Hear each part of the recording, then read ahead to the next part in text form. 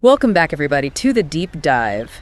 We love digging into listener requests, and this one, well, it's been coming up a lot. Oh, yeah. Yeah, tons of you want to talk about quitting pornography. We actually got our hands on a guide called Breaking the Chains, and it really goes beyond just breaking a bad habit. You hit the nail on the head with that one. It really does. It goes deep into how this is a whole societal thing, not just a me problem. Yeah. Makes you think bigger.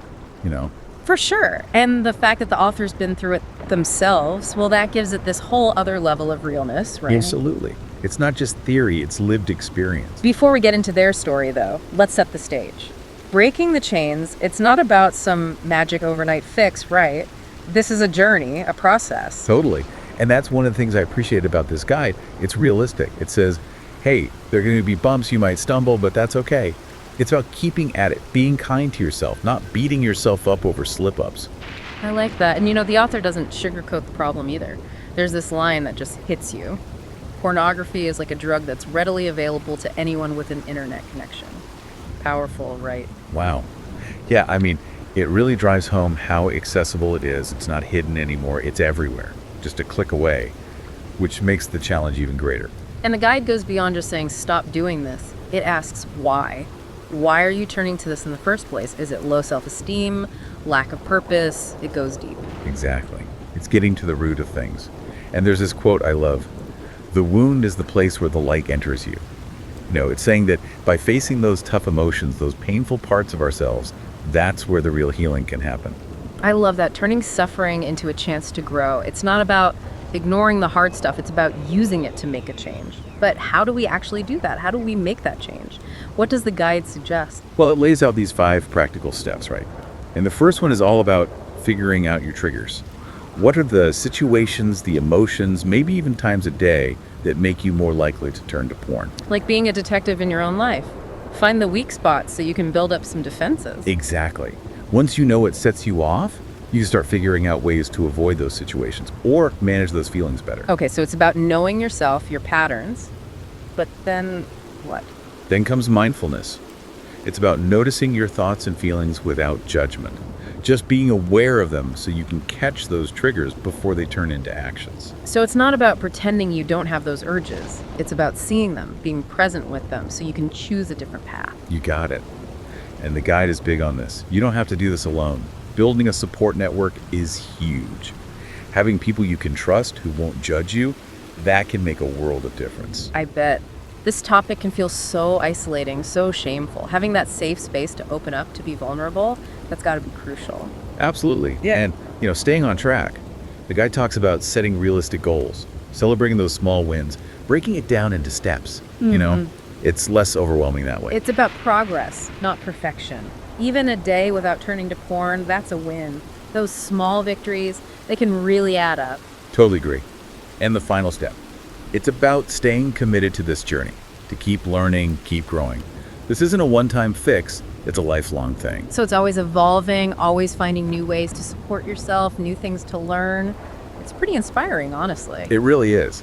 And it doesn't stop there. The guide goes beyond just breaking free. It talks about how to actually live a fulfilling life without porn.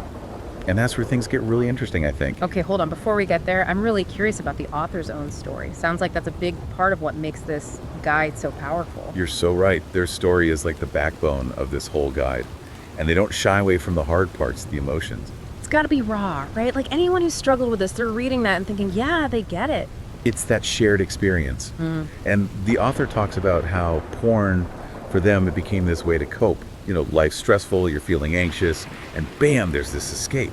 But it's a trap, isn't it? Like you're using it to numb out, but then it makes you feel worse, so you use it more. It's a cycle. Exactly. They describe feeling totally stuck. They tried everything to quit. Blocking websites, telling friends to hold them accountable, but nothing really worked. That stuck feeling, that's something so many people can relate to, I think. With any addiction, really. You try so hard, but it's like you're not getting anywhere. So how did the author break free? What was the turning point? It was this moment where they realized, wait, the porn isn't the problem. It's what's driving me to it. Like all that low self-esteem, the lack of purpose, that's the real issue. Whoa, that's a big shift. It's not about willpower, it's about figuring out those deeper needs, finding healthier ways to meet them. Exactly. You can't just keep patching the surface, you got to fix a foundation. And once they started working on those deeper issues, the porn, it kind of lost its grip on them. So it wasn't about forcing themselves to stop, it was about building a life they actually wanted to live, a life where porn just wasn't that appealing anymore. Right. They talk about this idea that a journey of 1,000 miles begins with a single step.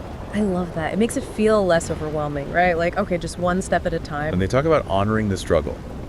Like, don't beat yourself up for the tough emotions. There's that Rumi quote they use, the wound is the place where the light enters you. Powerful stuff. Pain can be a doorway to healing, to growth. That's a message we need to hear more often, I think. Definitely. And that brings us to the practical steps they lay out for actually quitting. The first one, remember we talked about triggers? Yeah, like becoming a detective in your own life. Exactly. Figure out those patterns so you can start to manage them. So you're not just reacting, you're being proactive. And then there's mindfulness. Just paying attention to your thoughts and feelings, noticing those urges without judgment. So you can catch them before they take over. It's like having that early warning system in place. And remember, the guide is big on this. Support. Find your people, the ones who get it, who won't judge. That's so important. Absolutely. We've talked about this a lot, but it's worth repeating.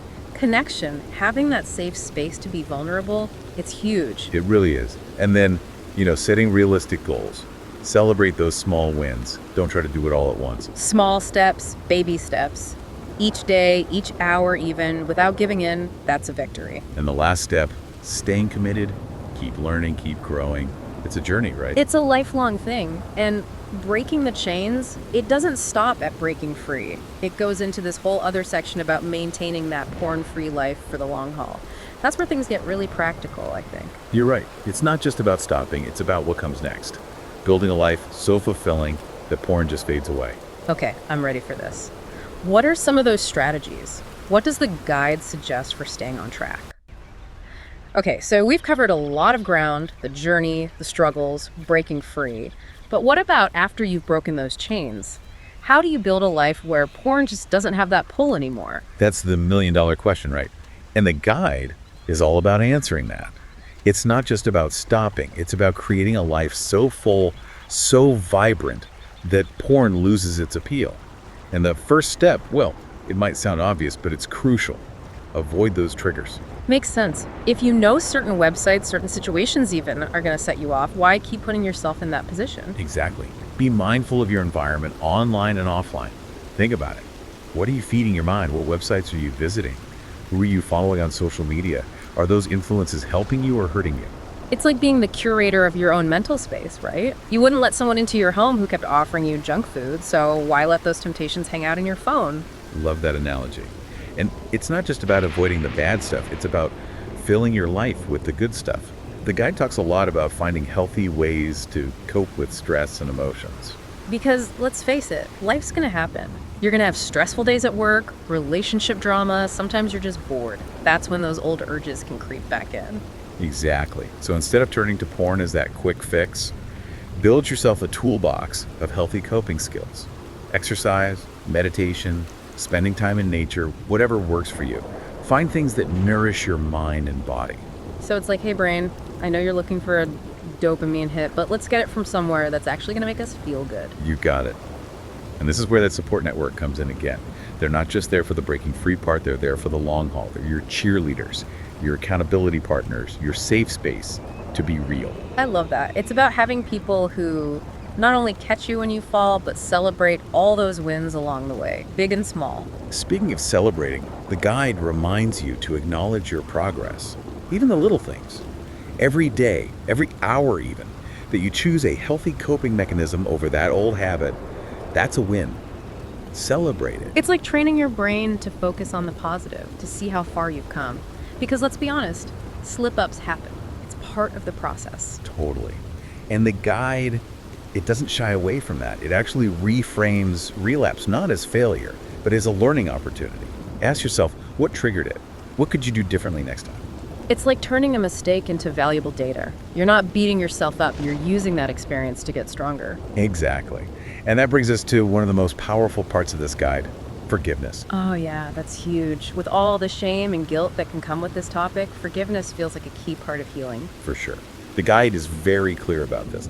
Holding on to that guilt and shame, it's like carrying around a heavy weight. It's not going to help you move forward. Okay, so step one is letting go of that weight.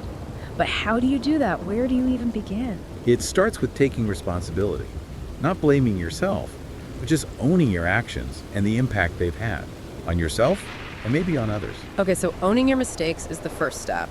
But then how do you actually get to that place of forgiveness? The guide talks about practicing self-compassion. Imagine a friend was struggling with this. Would you judge them, tell them they're worthless, or would you offer kindness and understanding? I'd like to think I'd be a good friend. It's about extending that same grace to yourself. You're human, you messed up, but you're still worthy of love and forgiveness. You got it. And if your actions have harmed others, the guide encourages seeking forgiveness from them as well.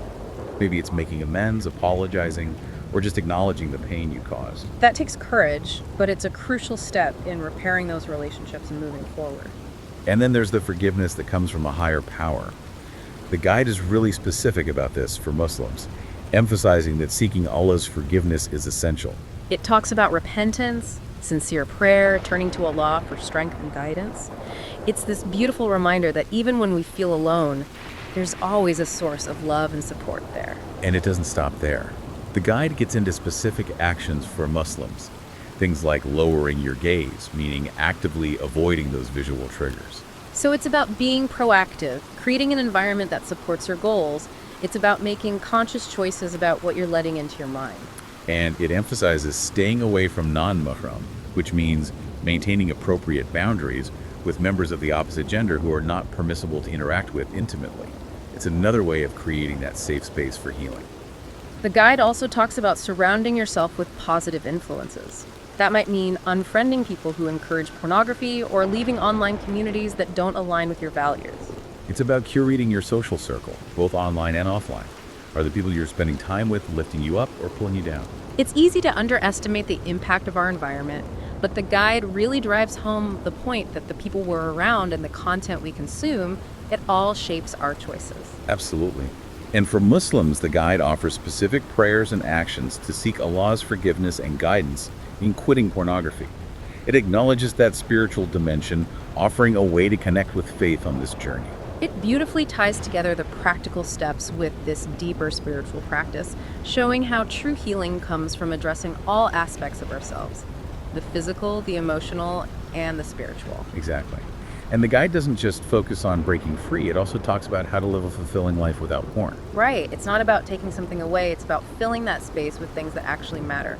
Meaningful relationships, passions, gratitude, personal growth, all those things that make life feel rich and vibrant. And it encourages mindfulness, savoring the present moment, finding joy in simple things, appreciating all the good that's already there. Wow, what a journey this guide has taken us on. It's been really eye-opening. I agree.